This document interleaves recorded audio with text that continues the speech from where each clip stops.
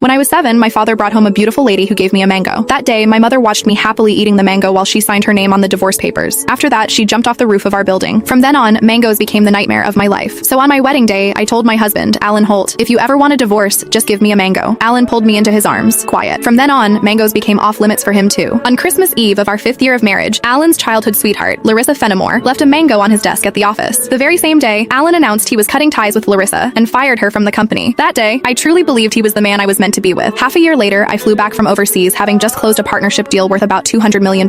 At the celebration dinner, Alan handed me a drink. After I had finished half the glass, his so-called childhood sweetheart, the woman who had been kicked out of the company, stood behind me with a big grin and asked, "Does the mango juice taste good?" I stared at Alan in disbelief, and he was trying hard not to laugh. "Don't be mad. Larissa insisted I played a little joke on you. I didn't actually give you a mango. I just gave you a bottle of mango juice." But I think she's right. The fact that you don't eat mangoes is a real problem. You were really enjoying that juice just now. My face went cold. I lifted my hand and threw the rest of the mango juice in his face, then turned around and walked away. Some things are never a joke. I wouldn't kid around with mangoes or divorce. Ms. Mendez, your stomach condition flared up again because of stress and emotional triggers. If there's something you really don't like to eat, you mustn't force it down again. The next time might not just be a stomach ache. We might have to remove part of your stomach. Stay in the hospital for observation for 1 day and contact your family as soon as you can. When I heard the doctor say that, I went completely quiet. For the sake of a new project, I had been overseas for 39 straight days, working day and night, and I finally made it back in one piece. I never expected that at the celebration dinner, 1 glass of mango juice from Alan Holt would land me right in a hospital bed. Out of habit, I tapped open my pinned chat, typed 2 words, and then realized something felt off. Looking closely, I confirmed that it was Alan Holt. He had just changed his profile picture. Now it was a green mango. While I was staring blankly at the chat window, Alan's call came through. He sounded cold. "I'm already home. Where are you?" I said nothing. Any other time, I would soften my voice and act like a spoiled little girl with him. But tonight, I honestly didn't know what to say. Alan sounded annoyed. "Myra, how long are you planning to keep this up? I'm at the hospital." Alan went quiet. He had never shown much interest in my health. He would never have guessed that 1 glass of mango juice from him would send me straight to the emergency room. "Stay put at the hospital. I'm coming over right now." I didn't want to deal with him, but my body was so weak that I didn't feel like moving at all. Time dragged by. The doctor came in to check on me 3 different times, and Alan still didn't show up. Right before I went to sleep, I glanced at my phone one last time and saw Larissa Fenimore's new post on her social feed. "Every time I get hurt, my knight in shining armor shows up. I'm so lucky." The picture under it was a shot of Alan putting a bandage on her. Larissa's profile picture was a yellow mango. It was pretty, but it made me sick. Alan and I had known each other for 10 years, and he had always known exactly where my bottom line was. After so many years in business, he also knew perfectly well how to keep a proper distance from other women. But now, he kept crossing that line again and again. In that case, our marriage and the newest project I had negotiated no longer needed to exist. I had closed a $200 million